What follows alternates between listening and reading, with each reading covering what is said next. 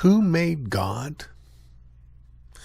Well, when we're young, we have a curiosity that's pretty well insatiable. And if you're like me, you've been involved in some conversations when you were young where you would ask an adult, maybe a parent, well, what happened before that? Or how did this happen? Well, this happened because that happened first. Well, how did that happen? Well, that happened because before that, this other thing happened. And we will go and chase down a causal chain, trying to find out why, why our candy bar melted in the sun. We'll chase it all the way back to the beginning. Well, we get to the world did this, the world did that. Well, how did the world get here? Well, God made the world. Okay, well, who made God?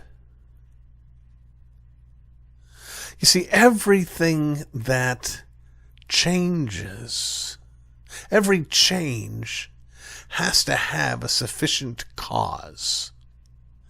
You can't get more from less. You can't get something from nothing. And that's what we're doing when we're chasing down those causal chains. But eventually we end up at God, and the question is natural. I don't deny that. I think it's perfectly understandable. People say, oh, okay, well, what caused God? Well, who made God? Where did God come from? See, friends, that's the thing about God. Let me be clear. One, the answer is not God. God did not make himself. You know why God didn't make himself? Because God can't make himself. You know why God can't make himself? Because if he wasn't there, he wouldn't be there to make himself. Things that aren't never make themselves. Not even God could make himself.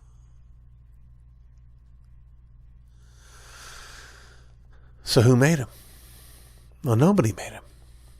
Well, if nobody made him,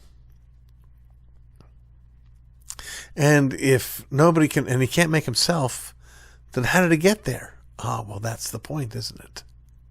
The point is that he's unmade.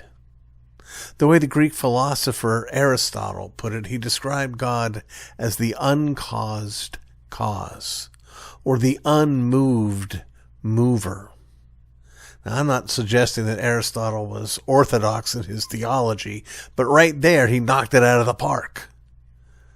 God is the unmoved mover. He is the uncaused cause. He is the one who is sufficient unto himself. He is that which is, as opposed to everything else, not dependent, contingent, or derived. To put it another way, he has the power of being within himself. That's not something he acquired. It's not something he worked up to. It's what he is. In fact, when Moses asked him, when God was speaking through the burning bush and God sent him, I want you to go and set my people free. I want you to tell Pharaoh, let my people go. And Moses said, well, who should I say sent me? And God said, Yahweh.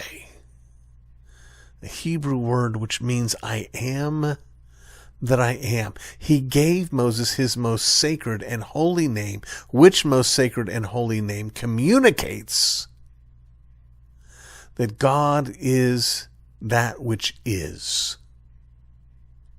That he is self-existent.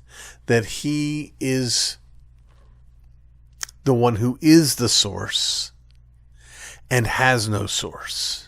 Who is the beginning and has no beginning.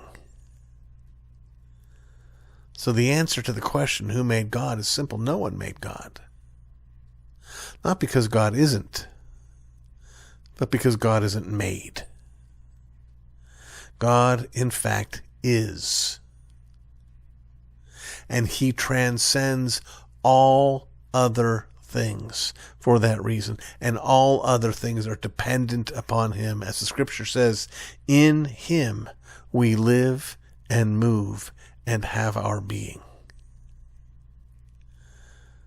That's how big God is.